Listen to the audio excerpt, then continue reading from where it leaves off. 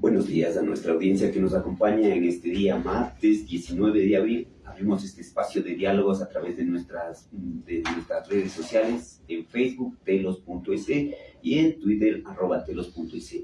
Esta mañana nos acompaña el doctor Edison Rodríguez, experto en Derecho Penal, Penal Económico y Empresarial, con quien trataremos sobre la inseguridad que vive el país, las pirámides que se han vuelto de moda en estos momentos y la normativa legal que debería implementarse para evitar todos esos acontecimientos. Buenos días, Hugo. Buenos días, Cristian, doctor, buenos días. Buenos días por acompañarnos. Empecemos por esta temática que está dando mucho que hablar aquí en el país, la captación ilegal de dinero, las pirámides, las famosas pirámides, ¿no? ¿Por qué se produce este fenómeno? ¿Cómo se maneja, cómo se construye estas famosas pirámides que son atractivas y fáciles para ganar dinero, ¿no? Aparentemente, pero ¿qué hay detrás de todo esto, doctor? Gracias, muy buenos días. Un saludo a los Radio Escucha. Iniciando con este tema de las pirámides, un poco el antecedente. Estas pirámides no es que aparece hoy o hace 5 o 10 años.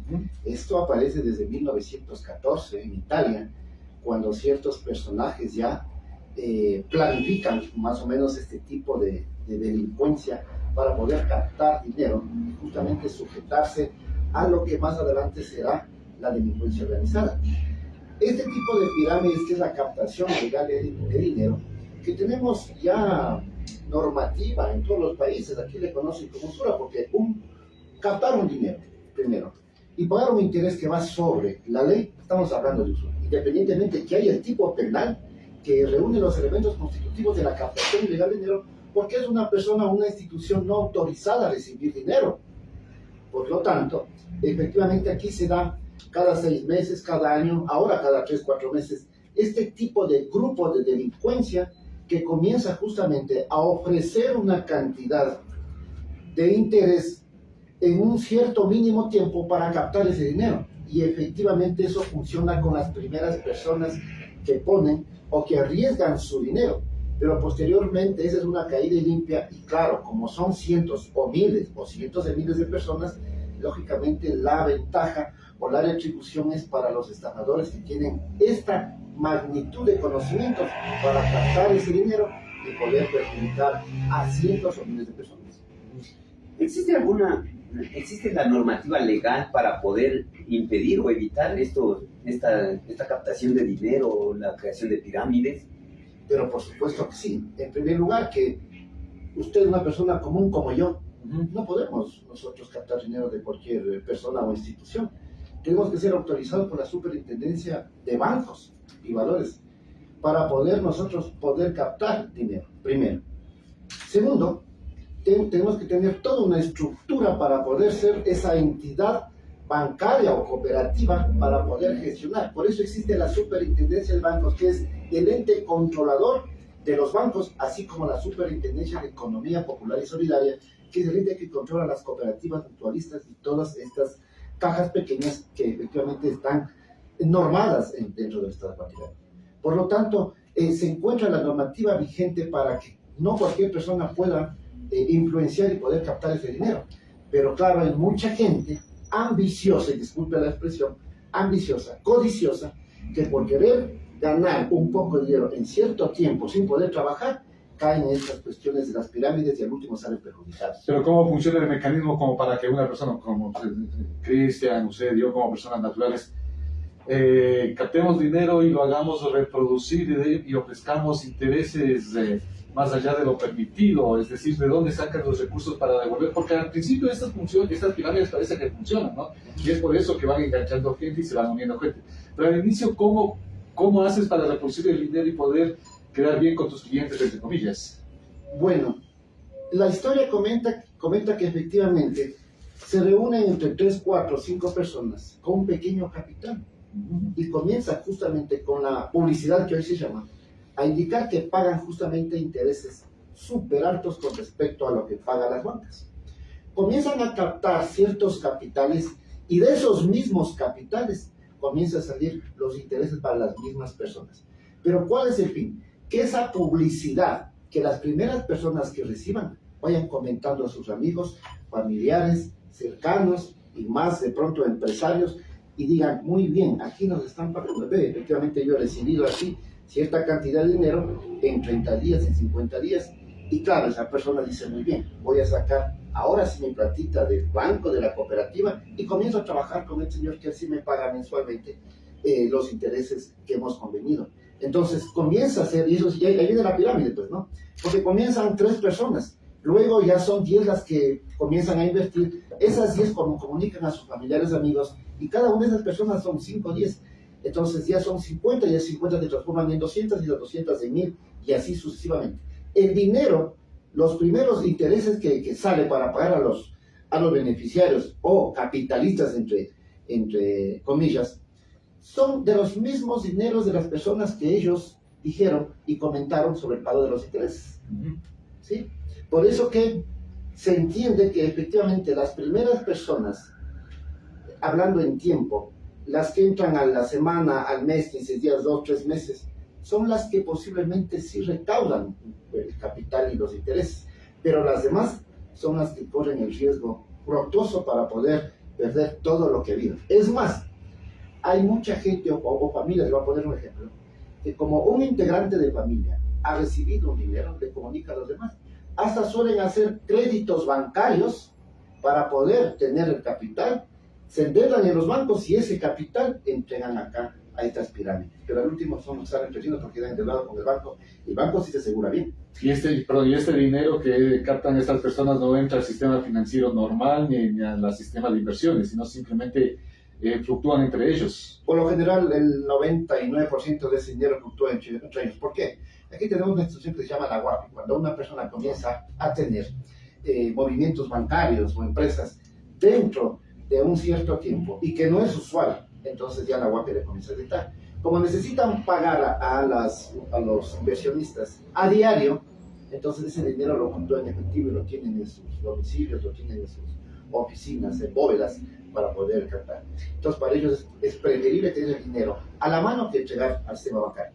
Pero este dinero no se busca legalizar dentro del sistema financiero o es parte de lavado de dinero. El dinero que en un principio se está entregando a las personas que ingresan, porque luego ya las otras personas invierten y muchos de ellos no logran recuperar ese dinero, pero ¿se busca lavar el dinero o de dónde proviene ese dinero? ¿De actos ilícitos, narcotráfico? Se puede decir que aquí existe o puede existir delitos conexos, ¿sí? ¿Por qué razón? Lo que usted manifiesta tiene razón. Porque mucha gente que tiene dinero ilícita por el lavado de activos, lógicamente que querrá deshacer el dinero para poder entregar acá. Pero si es un dinero proveniente de una forma ilegal y usted transmite a otra institución o persona que también es ilegal, nunca lo va a poder lavar dinero. Porque si usted lo hace de una forma ilegal para poder ingresar al banco, tentativamente se puede decir un lavado de activos, pero no se olvide que aquí el tipo penal no es el lavado de activos, sino la captación ilegal de dinero. Entonces tiene unas diferentes maneras de cómo estipular los elementos para poder manejarse de una u otra manera. Entonces hay que comprender que efectivamente habrá ciertas personas o personajes que ingresen ese dinero, producto del narcotráfico, de delincuencia organizada, de terrorismo, de muerte, para estas personas, pero a la final sigue siendo ilegal. Proviene ilegal y sigue siendo ilegal. Usted hablaba de que es un delito de usura y hay otros delitos conexos. En todo caso, ¿cuánto sanciona la ley? ¿Cuál es la normativa expresa que sanciona esto? Y sobre todo, ¿es culpable solamente el que ofrece esa inversión piramidal o también el que invierte en esa inversión?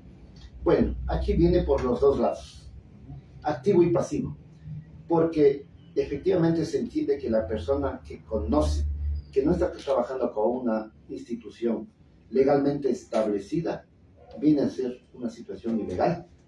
Entonces, aquí normativamente no les dice o expresa que el que entrega dinero también lo hace de una forma ilegal, pero es entendible que al no depositar en una institución bancaria regulada por las superintendencias, eso viene a ser ilegal. Y el hecho de que esta persona que entrega ese dinero y recibe un interés alto, viene a caer, por eso decía, la usura, porque recibe un dinero o un interés superior al permitido por la ley. El señor que recibe, vuelca el dinero, él es el captador ilegal. Por eso yo hablaba de dos tipos penales de inicio sobre el particular. Los dos estamos cometiendo delito. Los dos, pero por supuesto que sí. Se ha visto que varios funcionarios públicos como policías y militares están inmersos en estas captaciones de dinero. El ministro del Interior, Patricio Carrillo, decía que existe ya una investigación interna sobre los miembros que están. ¿Cómo podemos ligar estas pirámides a los funcionarios públicos o por qué muchas de las veces están inmersos de ellos en estos actos? ¿O cuáles son los propósitos de quien buscan a estos funcionarios públicos? A ver, esta cuestión sobre los funcionarios públicos, específicamente con policías y militares, que se ha escuchado no hace hoy, se escuchó hace 20 años atrás el caso Notario Carrera, que por las escaleras se subían a la notaría para recuperar el dinero en maletas y en los chalecos de la policía. Sacaban los dineros, tanto a policías como militares. Entonces, no es de asombrarse que ahora los funcionarios públicos y todo lo demás recién están inmersos.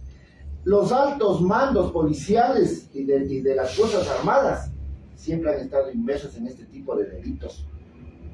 Lo que pasa es que las políticas públicas o los gobiernos de turno que vienen no han hecho el seguimiento correspondiente para efectivamente dar con eso.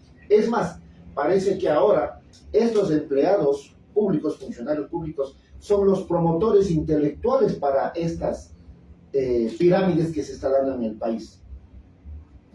Doctor, centrándonos en el caso de Don Nasa, el famoso Don Nasa que apareció asesinado la semana anterior, ¿cómo se puede analizar este caso? ¿Actuaba solo? ¿Actuaba con alguien más? ¿Qué lección nos deja este caso del famoso Don Nasa y su famosa pirámide Big Money? A ver, Don Nasa viene a ser un empleado más de algunas personas que están atrás. Los delincuentes de atrás, los delincuentes de cuello blanco. ¿Sí? Don Nasa era una persona que era utilizada para hacer este tipo de fraccionamiento y fraude. Porque es muy dable, y la Fiscalía tiene que investigar, por qué a raíz de que visitó el Ministerio de Finanzas, de Defensa, no se supo más de Don Nasa y luego apareció, ¿no es cierto?, ya asesinado. ¿Qué es lo que pasó en el ministerio? Murmuran por ahí que llegó con una camioneta llena de dinero. Murmura que conversó con varios jefes de altos mandos del ejército. No sabemos, la Fiscalía tiene que establecer. Pero, ¿será que efectivamente él manejaba solo ciertas cantidades pequeñas o altas que estaban involucrados ciertos altos oficiales del ejército? No les canceló los intereses. No quería que sepan porque él tenía que dar la versión y estaban ya procesándole para que llamamiento a juicio y él no determine o hable quién más está inmerso en eso. La Fiscalía es la institución que nos representa a los ecuatorianos en Estado en este tipo de delitos para poder establecer. Don Nasa, pienso yo desde mi perspectiva, que fue utilizado por mucha gente de poder económico aquí en el país. Don Nasa era la cara visible detrás de otras personas que son realmente los que tienen esta pirámide. Sería decir que Don Nasa fue solo la cara visible de esta y fue utilizado para captar dinero porque él era exmilitar y tenía la forma de ingresar a estas instituciones. Entonces, a raíz de esto, ¿cómo puede la Fiscalía o la UAFE hacer un seguimiento y determinar quiénes son los verdaderos detrás de las pirámides? Bueno, más que la UAFE, la Fiscalía es la institución que aquí, como titular de la acción penal, es la que tiene que indagar y con las correspondientes investigaciones testimoniales, periciales, radioescuchas y lo demás. Imagino que la Fiscalía debe estar ya sobre las personas que están atrás del particular. Pero en este país, lamentablemente, las personas de poderío político y las personas de poderío económico son las que menos son juzgadas, porque si usted ve los centros, entre comillas, de rehabilitación social, es una discriminación, o podría decirle que es una gente que va solo criminalizada el delito. Porque la gente de cuello blanco no está ahí. Tiene medidas sustitutivas, tiene medidas cautelares, y hoy por hoy todo el mundo está mandándose ya con el habeas corpus, gente muchas sentenciadas. Piensa que el habeas corpus es para recobrar la libertad, cuando esa medida cautelar, jurisdiccional y constitucional tiene otro fin, más no sacar en libertad a los delincuentes. Doctor, y dando opinión sobre el tema de Don Nasa, ¿le costó la vida a Don Nasa esta actividad ilegal o le costó la vida a Don Nasa haberse trincado, haberse evidenciado que estaba al interior del Ministerio de Defensa y se escapó de ese lugar, uno de los lugares más seguros de los que hemos tenido oportunidad de estar en ese lugar? ¿Cuáles las dos hipótesis? Ya pensaría que las dos tienen mucha relación. Tanto tiempo escondido Don Nasa no podía estar. La gente que entregó dinero y los capos que tienen el dinero querían justamente recuperar su. Tanto así que tuvo que afrontar él en su momento y decir: aquí estoy. Pero lamentablemente él, al ser investigado, procesado, tenía que en algún momento indicar de dónde sacó ese dinero. Entonces, ahí ve la situación que lamentablemente tenía que callarle para que no indique cuáles son esas personas. Pero llama la atención que horas más tarde no se le haya llamado a juicio ni a él, ni a su esposa, ni a otra persona que estaba involucrada en este ilícito, en esta investigación. Correcto. Bien, en particular esa situación que usted manifiesta, si bien es cierto había una indagación previa y tenía que ya dar la versión en uno de esos días próximos, ¿sí? ¿Por qué la Fiscalía, al haber con una concurrencia de delitos flagrantes, ¿por qué no pidió la detención? ¿Por qué no pidió la prisión preventiva? Porque no es que perjudicó a uno, sí es de conmoción pública a nivel del país, y por lo tanto aquí la ley tenía que aplicarse para Don Nasa, para efectivamente tener la información que necesitamos bajo las reglas y poder investigar quiénes y cuáles son los promotores detrás y los autores intelectuales de todo este organismo de delincuencia organizada, porque esta es una delincuencia organizada. Se necesita nueva normativa legal, se necesita ampliar para evitar esta captación de dinero. ¿Qué se necesita? Voy a ser muy directo. No se necesita para la ciudadanía, se necesita cambio de normativa para jueces y fiscales. Muchos de ellos corruptos, muchos de ellos delincuentes de los delincuentes y muchos de ellos que viven de los delincuentes. Entonces, esa normativa es para la estructura de justicia, más no por el ciudadano, porque el Código Orgánico Integral Penal lo tenemos amplio, tipos de delitos con los elementos constitutivos y diversos, penas hasta 40 años. Y no hace falta ni siquiera reformas para aumentar penas, están establecidas. Lo que tienen que hacer es Fiscalía y jueces aplicar lo que dice la ley en conjunto con la policía. Cuando, le pongo un ejemplo, hay un delito flagrante, verle que el policía no sea corrupto, no coja dinero para que no haga un pase policial que le favorezca al delincuente.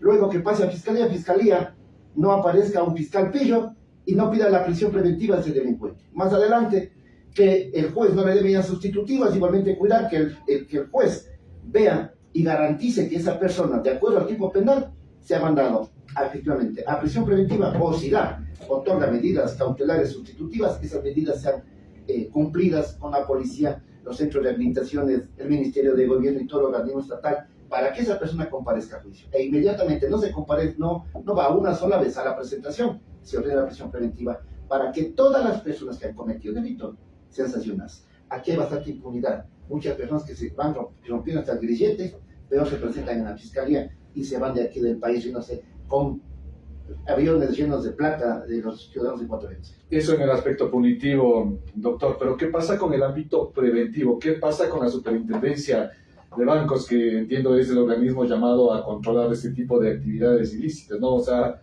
reaccionamos como todo en este país, una vez cometido el delito, una vez hecho público la estafa, una vez fugado el presunto delincuente, y recién nos damos cuenta de que había una institución que debía controlar este tipo de situaciones. Más que controlar, prevenir. ¿Qué es lo que falla ahí? Bueno, comenzando desde que quien está a la cabeza de la superintendencia de bancos es un representante de los banqueros. Por lo tanto, no le va a interesar que mucho le molesten a los banqueros y los dineros que salen del sistema financiero.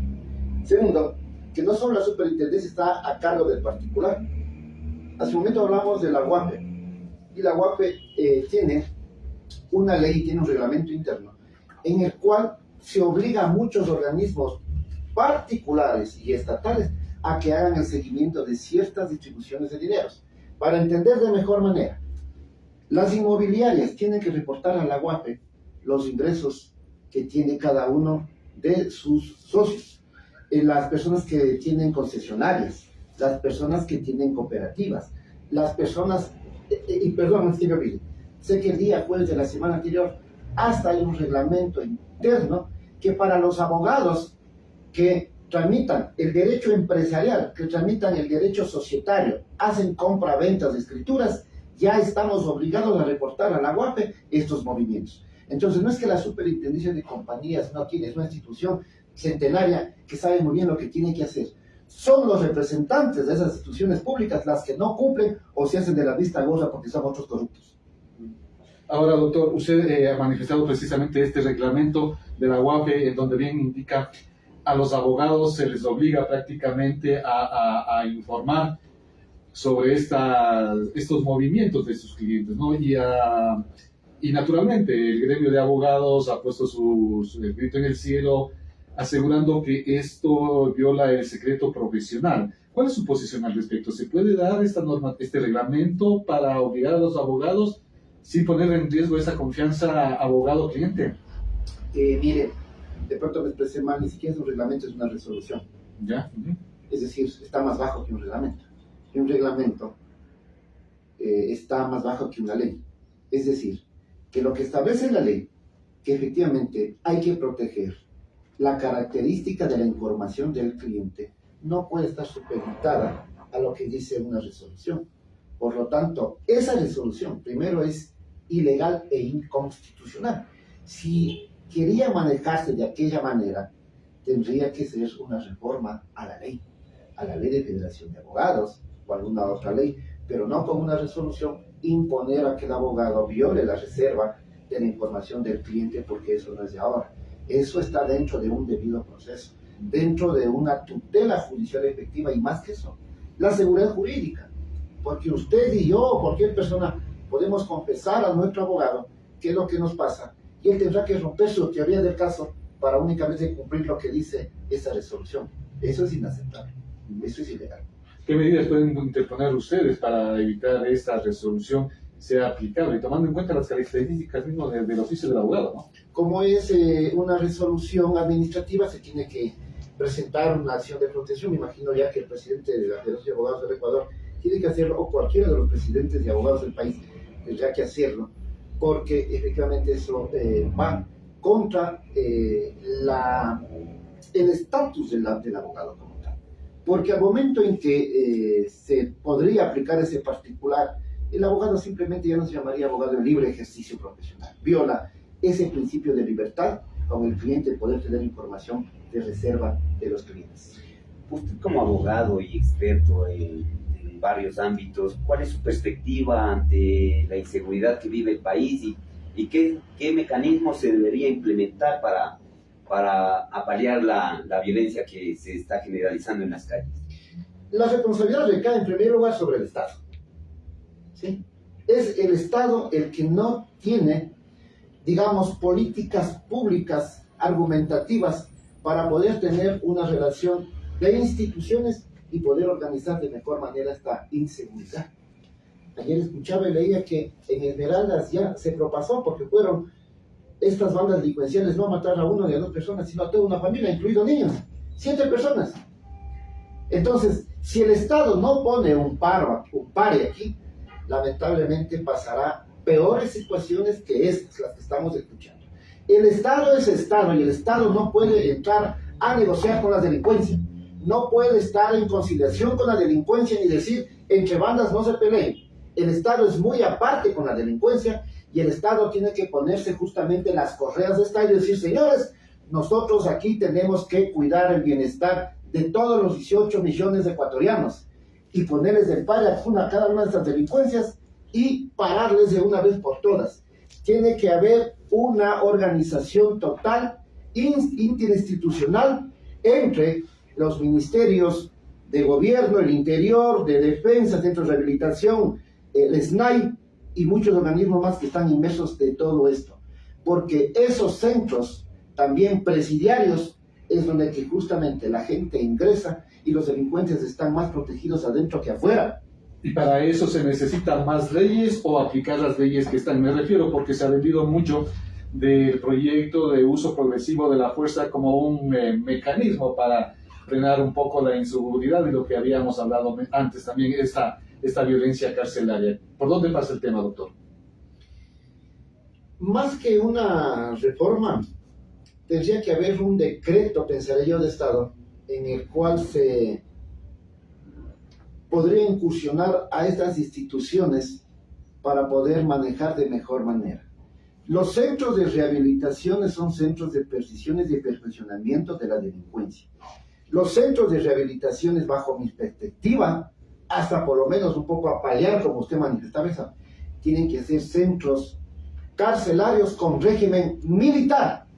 Es decir, persona, PPL, que ingresa a ese centro, tratado como cuando una persona ingresa al cuartel, como un conscripto, y así, poco a poco, irle disciplinando en todos los aspectos y que más adelante esta persona tenga un oficio, tenga una particularidad para que adentro sea útil a la sociedad, sea cumplido, sea saciado, sea disciplinado y también tenga sus horas de distracción, pero así tiene que manejarse. Si el gobierno sigue en esa perspectiva de los ojos cerrados, la delincuencia nos acabará y terminaremos en un estado acaboso, donde será un miserable y aquí verá todo lo que puede pasar y no tendremos un futuro y tendremos de pronto mucha gente salir de aquí.